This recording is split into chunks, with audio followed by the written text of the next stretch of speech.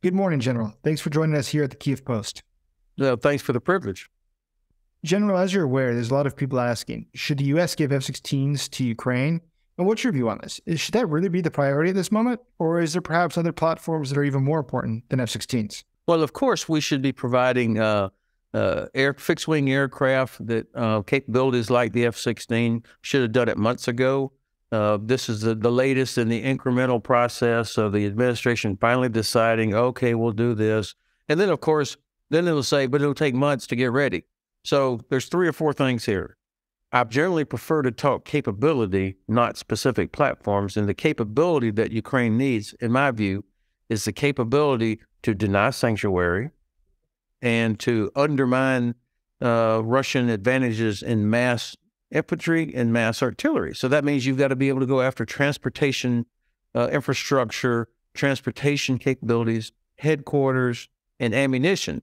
If you can negate those things, then it doesn't matter how many troops that the Russians may mobilize or put out there, or how many tubes of artillery, if the ammunition can't get to them. So that's a capability that absolutely they need, and absolutely we should have already been providing. But let's also be clear that F-16s or any fixed-wing aircraft, there is a logistics component to it. I mean, there's a lot of maintenance that goes into it. These are not excuses. These are things that have to be taken care of, and we should have started a long time ago. And you also, it's not magic. I mean, the Russians have huge amounts of air defense, so you would have to be cognizant. And of course, the Ukrainian Air Force knows this, and they will understand that. But your readers and listeners should also be aware that that plane doesn't just go flying, drop bombs, and then come home. You have to suppress the enemy's air defense systems. You have to be prepared to go in and recover a pilot who got shot down. All of these things are part of it. So it's not just the platform, it's the capability. What's your view? What should the U.S. be doing right now to help Ukraine win the war against Russia? First, the reports of 500,000 newly mobilized troops, I'm skeptical.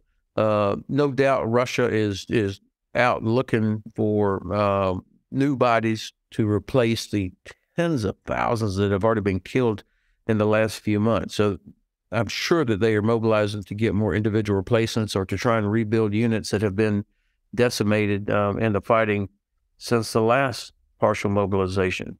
I would be quite surprised if they were able to get even half of 500,000. But of course, the Russians want us to be worried about a large offensive on the northern border coming out of Russia or even through Belarus.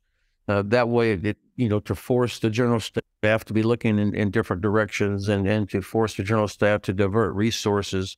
So that would not surprise me that Russia is doing that to distract us and to distract Ukraine. I imagine that U.S. and U.K. intelligence, as well as Ukrainian intelligence, are watching very closely what's going on the other side of the border. A large number of troops. Let's just say that Russia did somehow come up with 200,000 new troops, and they somehow miraculously came up with helmets, belt buckles, boots, weapons, cold weather gear, food, and accommodation for them. Okay, they haven't trained as a unit, so they're not necessarily going to be an effective fighting force, or a large number of troops does not necessarily equal capability for an invasion. So we'll have to see. I think back to the idea of precision defeating mass. Russia, their only advantages are mass numbers of infantry that they're willing to sacrifice, as they've demonstrated, and mass numbers of artillery systems.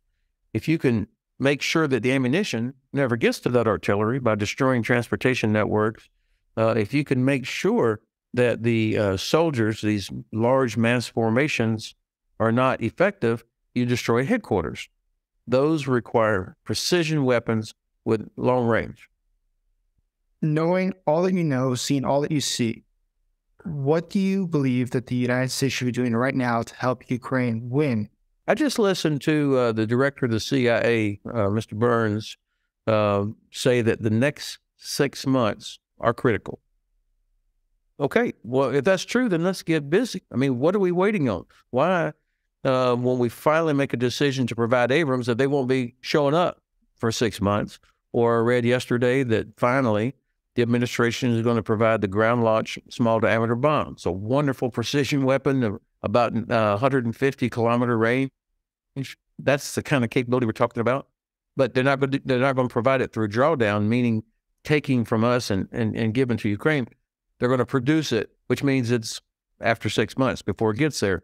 So to me, there's a disconnect between an assessment by the director of intelligence, a director of the CIA, Ambassador Burns, who says the next 6 months are critical, and then how we are choosing to deliver capabilities.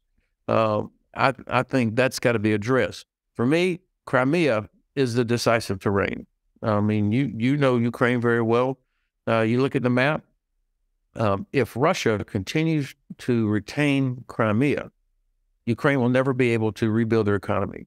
Russia already disrupts or interdicts ships coming out of Odessa. From Crimea, it's 300 kilometers straight line distance to Odessa, so they can continue to strike targets in and around Odessa. Obviously, they block access in and out of the Sea of Azov, so even if Mariupol and Verdansk were liberated, which I hope will happen this year, they would still not be able to be viable ports because they couldn't get through the Kerch Straits. And then, of course, Russia will continue to use Crimea as a platform for airstrikes, missile launches, and so on. That's the decisive terrain. We have got to help Ukraine make Crimea untenable so that the Russians can't use any of those facilities. They have to leave. You do that with precision weapons. This could happen by the end of August if we acted fast. So within the 6 months that Director Burns is talking about, this could happen. And then the Donbass, those areas will come later because things will be so different in Moscow after the liberation of Crimea. General, that is fantastic. Thank you so much for your time. Chase, I really appreciate the opportunity, and best wishes to all of you who are there in Ukraine. Thank you, sir.